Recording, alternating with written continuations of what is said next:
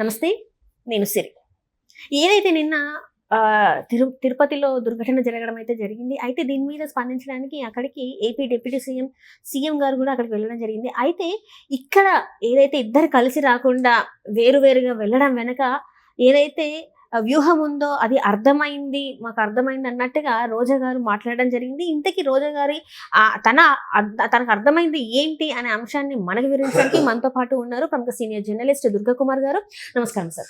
నమస్కారం మసిరి, మన వీక్షకులు కూడా. ఇప్పుడు రోజా గారు ఒక మాట అంటున్నారు ఏంటంటే, సీఎం గారు ఇంకా డిప్యూటీ సీఎం గారు విడివిడిగా వెళ్ళడం వెనక వ్యూహం నాకు అర్థమైంది అన్నట్టుగా మాట్లాడుతున్నారు. ఇంతకీ తనకి ఏం అర్థమైంది అంటారు సార్? రోజా గారు ఒక సీనియర్ మంత్రి, సీనియర్ శాసనసభ్యురాలు, మాజీ పుల్లేరు. అనేక పార్టీల్లో తిరిగి అతి కష్టం మీద శాసనసభ్యురాలైన వ్యక్తి. అసలు జీవితంలో నేను శాసనసభ్యురాలు అవుతానా లేదా అని ఆ ఒక్కసారి గెలవంగానే కూడా ఆమె భావోద్రేకం ఆపుకోలేక బోర్ను ఏడ్చేసేసింది. అంటే తప్పులేదు, అంటే ఆమె జీవితంలో ఊహించిన సంఘటనగా జరిగింది. సరే, మంత్రి కూడా అయ్యింది. మంత్రి కూడా అవటమే కాదు, మంత్రిగా పూర్తి అధికారాలని ఆస్వాదించింది.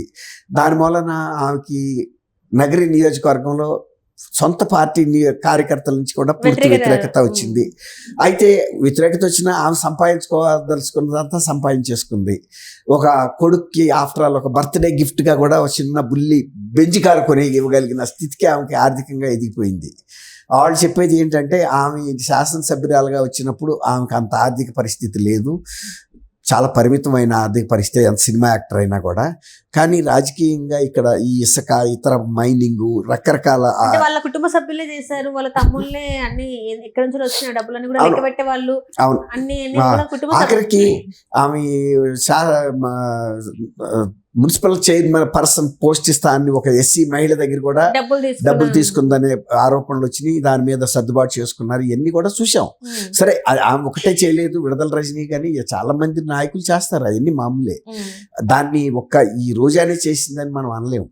కానీ ఎక్కువ శుద్ధులు చెప్తుంది అది. అందుకు నువ్వు శుద్ధులు చెప్పకుండా ఉంటే ఎవరో చేసినా పెద్ద విషయం కాదు. కానీ నేను శుద్ధపోసని, మిగిలిన వాళ్ళు అందరూ అవినీతి పరులు, లేదా చంద్రబాబు నాయుడు గారిని, పవన్ కళ్యాణ్ని, అందరినీ ఆమె నోటికి ఏది వస్తే అది మాట్లాడేస్తుంది.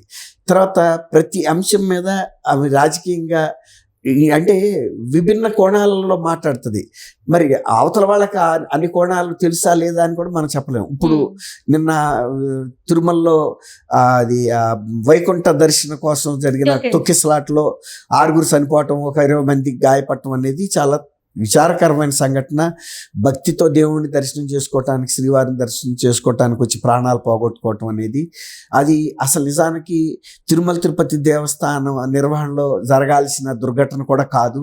ఎందుకంటే ఇంతకన్నా కూడా జనసమూహాలు భారీగా వచ్చిన సందర్భాల్లో కూడా తిరుపతి దేవస్థానానికి సొంత యంత్రాంగం ఉంది. ఇటువంటి జనసమూహాన్ని నియంత్రించేది ఎట్లా ప్రవర్తించాలి, ఎలా అంటే వ్యవస్థను నడపాలని. కానీ మరి ఎందువల్ల అది ఆ తెల్లవారుజామున ఒక ఆమె అనారోగ్యం అవటం వలన గేట్ ఓపెన్ చేసేటప్పటికి ఇదే అదునుగా బయట వెయిట్ చేస్తున్న భక్తులందరూ ఒక్కసారిగా మూకుమ్మడగా లోనకు తోసుకెళ్ళిపోవటం.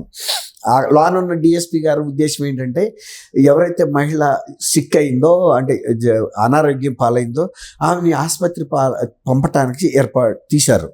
ఇది వీడు తప్పుగా అర్థం చేసుకుని వీళ్ళందరూ ఒకేసారి వెళ్ళటం జరిగింది. సరే, ఏది జరిగినా వెంటనే చంద్రబాబు నాయుడు గారు కూడా అప్పుడు ప్రధానమంత్రి సభలో ఉండి అయిపోయిన క్షణాల్లోనే ఇది కూడా తెలవగానే ఆయన చాలా సీరియస్గా తీసుకుని ఇక్కడికి వచ్చారు. తర్వాత జగన్మోహన్ రెడ్డి గారు కూడా ఒక ప్రతిపక్ష నాయకుడిగా ఆయన టైంలో కూడా ఇలాంటి అపచారం జరిగినప్పుడు కూడా తిరుపతి దేవస్థానం ప్రసాద తయారీలో కొన్ని కల్తీ నెయ్యి వాడటం, ఇవన్నీ కూడా జరగటం, అప్పుడు కూడా పెద్ద ఇష్యూ అవటంతో ఇవాళ ఆయన ఆ కసి ఎలా తీర్చుకోవాలని ఆయన కూడా త్వరగా వచ్చేసాడు. సరే, ప్రతిపక్ష నాయకుడిగా ప్రజలకు సమస్య వచ్చినప్పుడు రావటంలో తప్పులేదు. కానీ ఇక్కడ మనందరం కూడా ఉపయోగించుకోవాల్సింది ఏంటంటే, ఇది ప్రజలకి జరిగిన నష్టం, ప్రజలకి ప్రాణాలు పోయినాయి, దాన్ని అడ్రస్ చేయాలి. కానీ దీని మీద పేలాలు ఏరుకుందాం శవాల మీద అనే దృక్పథం ఎవరికి కూడా ఉండకూడదు. ఇప్పుడు రోజా గారు ఏమంటుందంటే, చంద్రబాబు నాయుడు గారు వచ్చి అధికార యంత్రాంగం దీనికి వైఫల్యం అని అట్లా మాట్లాడితే, ఇప్పుడు పవన్ కళ్యాణ్ గారు కూడా వేరే సమయంలో వీళ్ళిద్దరూ కలిసి వెళ్ళలేదు. అసలు యాక్చువల్గా ముఖ్యమంత్రి, ఉప ముఖ్యమంత్రి ఒకే సంఘటన దగ్గరికి కలిసి వెళ్ళే సందర్భం అరుదు. ఎందుకంటే ముఖ్యమంత్రి వెళ్తే చాలు, ఉప ముఖ్యమంత్రిలో ఒక అంతర్భాగమే కానీ ముఖ్యమంత్రి పదవి అనేది, ఉప ముఖ్యమంత్రి పదవి ఒక ప్రత్యామ్నాయంగా ఉండదు. ఆ క్యాబినెట్లో ఒక సీనియర్ మంత్రిగా సహచరుడిగా ఉంటుంది. ఉప ముఖ్యమంత్రికి అంటూ ప్రత్యేక హోదాలు కానీ లేకపోతే అధికారాలు కానీ ఉండవు. అది గౌరవప్రదంగా ఒక గుర్తింపుగా ఇచ్చే పదవి. ఇద్దరు కలిసి వెళ్ళాలని ఎక్కడా లేదు. ఒకసారి టైం వీలు పడదు. ఆయన ఒకసారి ఉంటాడు, ఈయన ఒకసారి ఉంటాడు, అర్జెంటుగా వెళ్ళాలి కాబట్టి ఎవరో ఒకళ్ళు ముందు అక్కడికి వెళ్ళిపోవాలి. ఎవరు దగ్గరలో ఉంటే అందుబాటులో ఉంటే వాళ్ళు వెళ్ళి దాని మీద సీరియస్గా ప్రభుత్వ యంత్రాంగాన్ని అప్రమత్తం చేసి బాధితుల్ని ఆదుకోవటం, తర్వాత చనిపోయిన వాళ్ళకి పోస్ట్ మార్టాలు త్వరగా చేసి వాళ్ళ బంధువులకు అప్పచెప్పటం, తర్వాత ఆ పోస్ట్ మార్టం ఇప్పుడు దహన క్రియలకు సంబంధించినటువంటి వెంటనే ఇవ్వాల్సిన ఖర్చులు కొంత, అంబులెన్సులు ఏర్పాటు చేయటం, తర్వాత నష్టపరిహారాలను ప్రకటించడం, ఇవన్నీ జరుగుతాయి. తర్వాత ఇవి ప్రాథమికంగా ముఖ్యమంత్రి గారైనా సరే, ఉప ముఖ్యమంత్రి అయినా సరే, దేవాదాయ శాఖ మంత్రి అయినా సరే, హోంమంత్రి అయినా చేసే వ్యాఖ్యలు ఇవి ఒక ప్రాథమికంగా వాళ్ళ అభిప్రాయాలే తప్ప పూర్తి స్థాయి విచారణ జరిగిన తర్వాత వచ్చినటువంటి అంశాలు కావు. అప్పటికి వాళ్ళకి వెళ్ళినప్పుడు కలిగిన అవగాహన మీద వాళ్ళు మాట్లాడతారు. చంద్రబాబు ఒక విధంగా మాట్లాడాడు, పవన్ కళ్యాణ్ ఒక విధంగా మాట్లాడాడు. కాబట్టి వీళ్ళు వ్యూహాత్మకంగా విడివిడిగా వచ్చారు.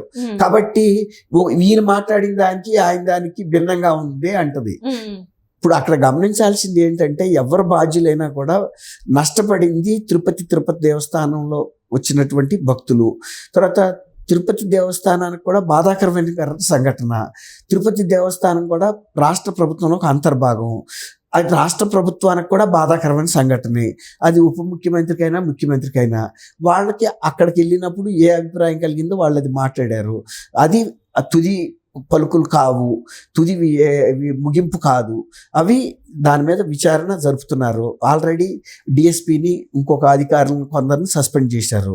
ఇప్పుడు ఈమెమంటదంటే డిప్యూటీ ఈవో శ్యామలరావు మీద కూడా సస్పెండ్ చేయమని అడుగుతుంది ఈమె. ఇప్పుడు నిజానికి వాళ్ళప్పుడు అక్కడ లేరు. ఇది పోలీస్ బందోబస్తు చేయాల్సిన అంశం. దానికి సంబంధించి వాళ్ళు ఇంటర్నల్గా టీటీడీ కూడా ఒక ఎన్ఫోర్స్మెంట్ విభాగం ఉంది. అంటే ఇలా జన సమూహాలు వచ్చినప్పుడు నియంత్రించడం కానీ, అక్కడ జరిగే అవకతవకల మీద విజిలెన్స్ కానీ, ఇవన్నీ కూడా సమాంతరమైన వ్యవస్థలు ఉన్నాయి. కానీ వాటికి పూర్తి స్థాయి అధికారాలు లేవు. ఏదో కొంత వరకే. కానీ పూర్తి స్థాయి బ్రహ్మోత్సవాలు ఇలాంటివి జరిగినప్పుడు టీటీడీ అంతర్గత వ్యవస్థ ఒక్కటే మేనేజ్ చేయలేదు. జిల్లా పోలీస్ యంత్రాంగం కూడా సహకరించాల్సిందే, రాష్ట్ర పోలీస్ యంత్రాంగం కూడా సహకరించాల్సిందే. ఎందుకంటే అంత పెద్ద ఎత్తున భద్రతా ఏర్పాట్లు చేయాల్సి ఉంటుంది. అలాగే విజిలెన్స్ అండ్ ఎన్ఫోర్స్మెంట్. కాబట్టి రోజా గారు ఎంతసేపటికి తనకు ఉన్నటువంటి స్వప్రయోజనాలు, అంతకుముందు ఆమె ఒక ముఖ్యమంత్రిగా ఉండి రాష్ట్రంలో అక్కడికి వెళ్ళి అనేక సార్లు తన అధికారాన్ని దుర్వినియోగం చేసి తను వెళ్ళినప్పుడల్లా 40-50 మంది వ్యక్తుల్ని వెంట తీసుకెళ్ళి వాళ్ళ దగ్గర ఫీజులు వసూలు చేసుకుని కొన్ని ప్రత్యేకమైన దర్శనాలు చేసుకున్నది అనే ఆరోపణలు, వాటికి సంబంధించిన విజువల్స్ కూడా ఇవాళ కూడా ఉన్నాయి అక్కడ.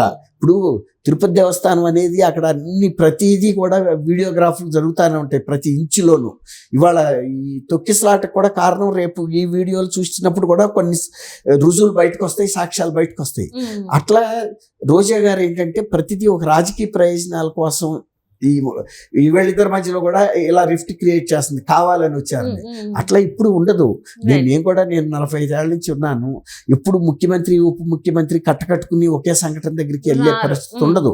ఎవరు అవకాశాన్ని బట్టి వెళ్తారు. ఒక్కోసారి ముఖ్యమంత్రి వెళ్తే అసలు ఉప ముఖ్యమంత్రి వెళ్ళడు. ఉప ముఖ్యమంత్రి ముందుగా వెళ్ళుంటే ఒకసారి ముఖ్యమంత్రి కూడా వెళ్ళిన సందర్భాలు కూడా ఉంటాయి. ఎందుకంటే ఉప ముఖ్యమంత్రి అయినా ముఖ్యమంత్రికి సంబంధించిన వ్యక్తే కాబట్టి ఆయన ప్రతినిధిగానే భావించాలి అక్కడ, రాష్ట్ర ప్రభుత్వ ప్రతినిధిగా. అంతే తప్ప అందరూ కలిసికట్టుగా వెళ్తే ఈ పరిపాలన ఏమవుతుందంటే ఓవర్ ల్యాపింగ్ అవుతుంది, ఒకదాని మీద ఒకటి టైం వేస్ట్ కార్యక్రమం జరుగుతాయి. అది అసలు ఒక రకంగా ఇప్పుడు తెలుగుదేశం కూడా నేర్చుకోవాల్సిన అంశం ఏంటంటే, ఇలాంటి సంఘటనలు జరిగినప్పుడు ముఖ్యమంత్రి ఉప ముఖ్యమంత్రి కూడా ఎవరో ఒకళ్ళు విధంగా చూసుకోవాలి. ఇప్పుడు ఒక రకంగా ఇది ఒక గుణపాఠం కూడా.